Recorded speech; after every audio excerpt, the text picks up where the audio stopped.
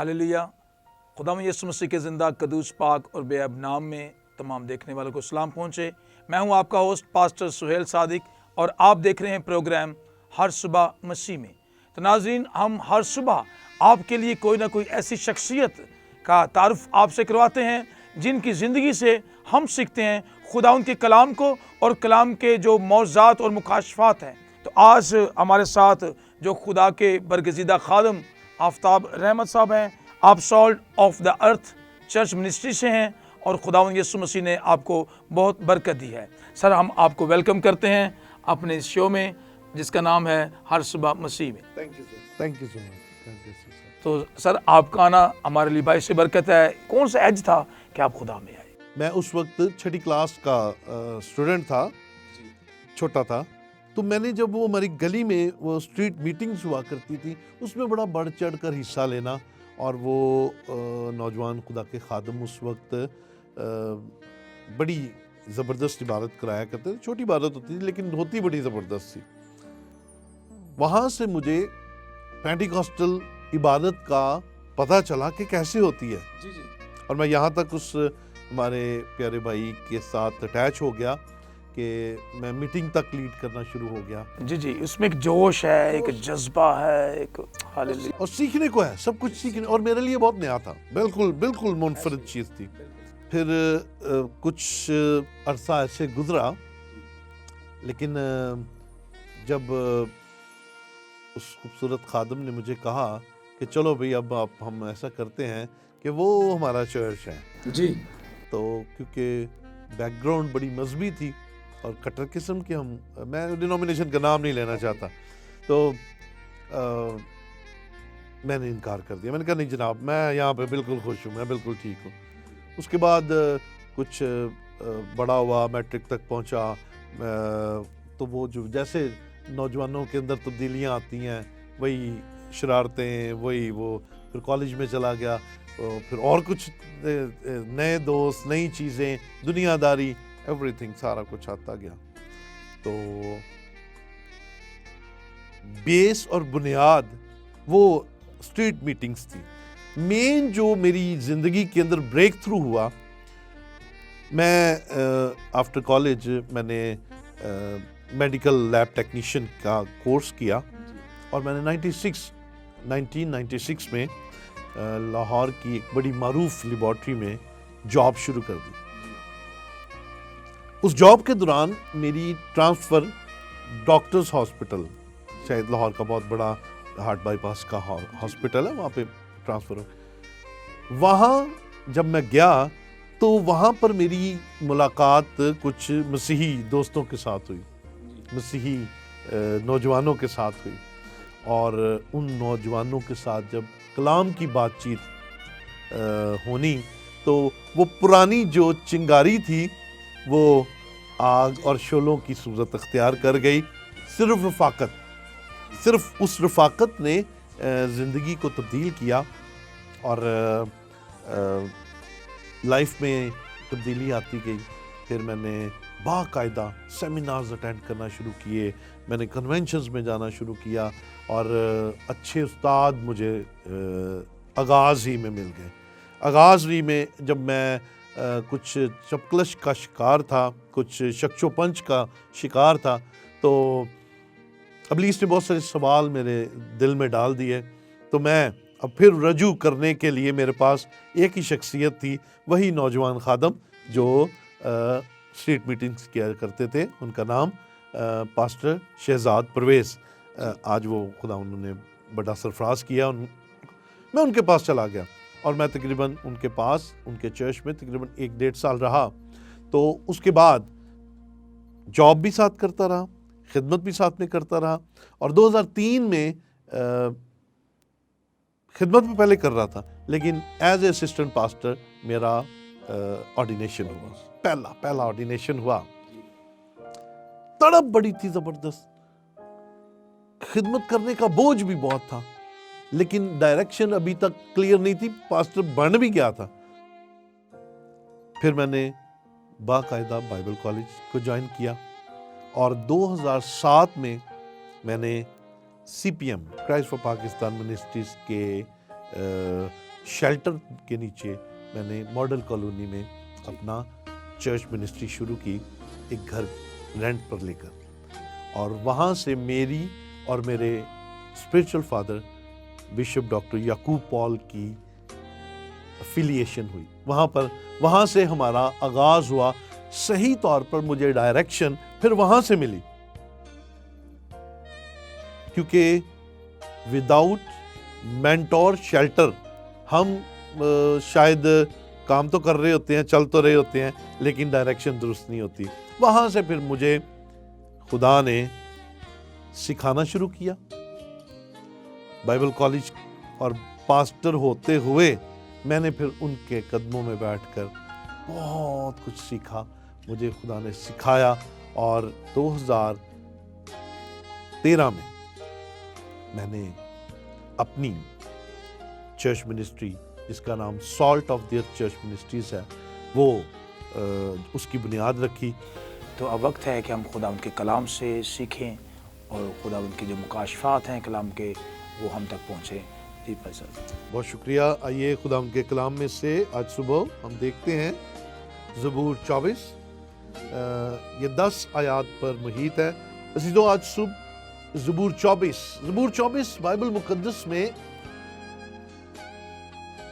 एक ज़बरदस्त हैसियत रखता है, इसलिए क्योंकि गाए जाने वाले ज़बूरों में से सबसे ज़्यादा फेमस और सबसे ज़्यादा ज़ुबानी याद जो ज़बूर है वो ज़बूर 24 है।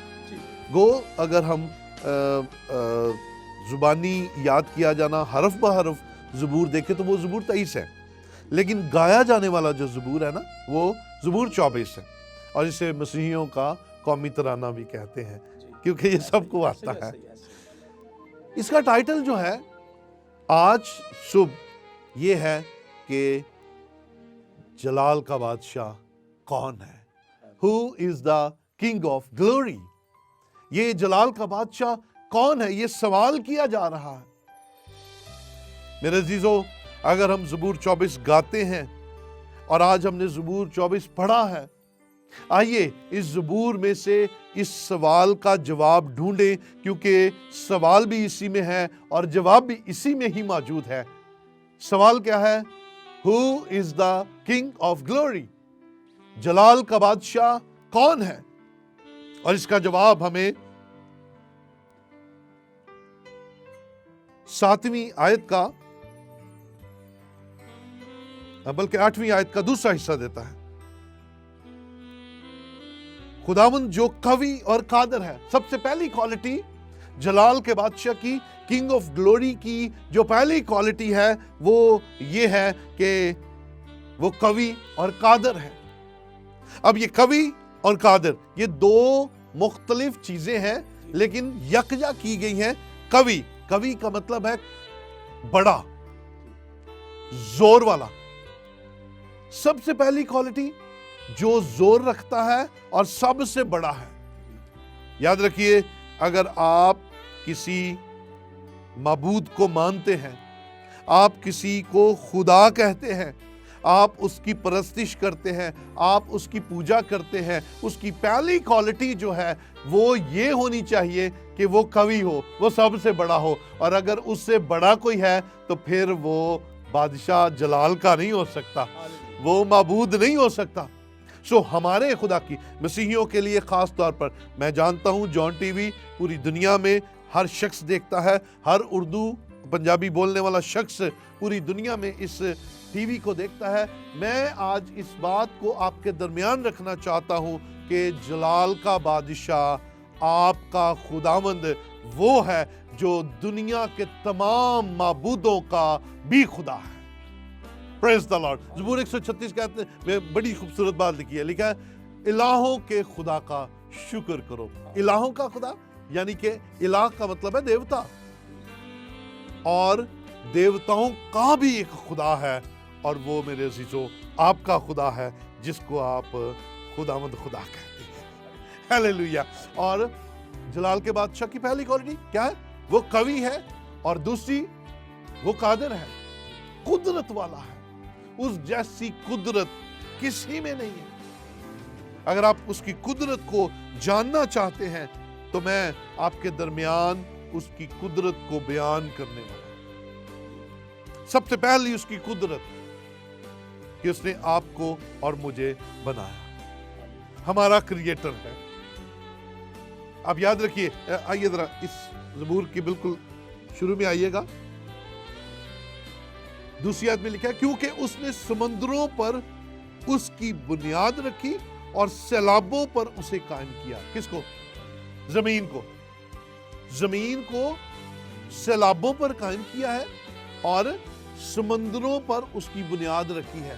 क्या मेरे अजीजों, हम पानी का गिलास ले लें और क्या उसके अंदर हम कोई सर वाली पिन जो है डालें तो क्या होगा? वो नीचे बैठ जाएगी। अगर हम उसमें कोई कील डालें तो क्या होगा? वो नीचे चला जाएगा। धात है, नीचे चली जाएगी। लेकिन खुदा की कुदरत देख लीजिए। आप कहेंगे शायद इस बात को कहने से पहले मैं आपको प्रूव कर देता हूं। आपके घरों में बोरिंग हुई है, बोर पानी का बोर होता है? जब उसको बोर किया जाता है, जब उसे खोदा जाता है तो पहले मिट्टी आती है, फिर और मिट्टी आती है, फिर रेत आती है और रेत के बाद पानी निकलना शुरू हो जाता है। और नीचे जाएं और पानी निकलना शुरू हो जाएगा, साफ पानी, और जितना नीचे जाएंगे उतना साफ पानी आएगा। इसका मतलब है ये जमीन पानी के ऊपर है और हम पानी के अंदर एक कील जो है वो तैरा नहीं सकते और वो डूब जाता है। खुदा ने पूरी जमीन को पानी के ऊपर रखा हुआ है। ये उसकी कुदरत है, क्योंकि वो कुदरत वाला है, वो कादिर खुदा है। इसके साथ एक और बात भी ऐड कर लीजिए। हम छोटा घर बनाते हैं, 5 मरले का, 4 मरले का, 3 मरले का। हमें परेशानी होती है कि इस छत को हमने कहाँ से मजबूत करते हुए बीम डालना है, कहाँ पे पिलर खड़ा करना है, और हमें बड़ी मुश्किल होती है। और हम इंजीनियर से, ठेकेदारों से हम सलाहें लेते फिरते हैं। आपको एक खुशी की खबर सुनाता हूँ। आपके कुदरत वाले खुदा का एक बड़ा काम बयान करता हूँ कि आसमान जिसको आप देखते हैं रोज, नीला आसमान, पाकिस्तान के अंदर भी वही है, अमेरिका के अंदर भी वही है, इंडिया, अफगानिस्तान और दुनिया के तमाम मुमालिक, पूरी दुनिया पर एक ही नीला आसमान है और उसके नीचे खुदा ने कोई पिलर नहीं दिया। बोले हालेलुया। ये खुदा की कुदरत है। उसने पूरे आसमान को इस जमीन के ऊपर फैला दिया है और नीचे सपोर्ट कोई नहीं है। ये कुदरत वाले खुदा का काम है। और आप जलाल के बादशाह की पहली क्वालिटी क्या है? वो कवि है और फिर वो कादिर खुदा है। आप और मैं जिस खुदा को मानते हैं उससे बड़ी कुदरत और कोई नहीं है। और अगर आपको कोई इंसान, कोई जानने वाला, कोई सहेली, कोई दोस्त आपको जिंदा खुदा, जलाल के बादशाह की क्वालिटी जिसको आप जान गए हैं कि वो कवि और कादर है, उसके अगेंस्ट किसी और माबूद की तरफ लेकर जाए तो याद रखिए आप कवि और कादिर खुदा को छोड़कर और माबूदों की तरफ जाएंगे। उनसे ज्यादा आपको दुख में कोई और डाल ही नहीं सकता, क्योंकि सबसे ज्यादा कुदरत वाला खुदा हमारा जिंदा खुदा है। सो जलाल के बादशाह की पहली क्वालिटी है कि वो कवि और कादिर है। आइए चलते हैं उसकी दूसरी क्वालिटी की तरफ चलते हैं कि वो उसकी दूसरी क्वालिटी है खुदावन। 8वीं आयत का दूसरा हिस्सा है खुदावन जो जंग में जोर, यानी कि उसका जोर जंग में नजर आता है। और हम देखते हैं जुदाउन 300 लोगों को लेकर जाता है और एक बड़ी फौज को, एक बड़े अंबू को हरा कर आ जाता है। अब्राहम अपने चंद साथियों के साथ जाता है और बादशाहों को हराकर लूत और उसके साथियों को लेकर आ जाता है, क्योंकि बादशाह, जलाल का बादशाह जंग में जोरावर है, क्योंकि जंग हमारी नहीं और लड़ने वाले हम नहीं हैं। और जब बादशाहों का बादशाह हमारे साथ आ जाता है तो फिर जंग उसकी हो जाती है और वो हर जंग में कामयाब होता है, फतह उसकी है। थैंक यू वेरी मच नाज़रीन। हमारे साथ हैं पास्टर आफ्ताब रहमत साहब। तो अब वक्त हुआ है, हम आपसे इजाज़त चाहते हैं। कल मिलेंगे सेम टाइम सेम चैनल। आप देख रहे हैं हर सुबह मसीह में। God bless you.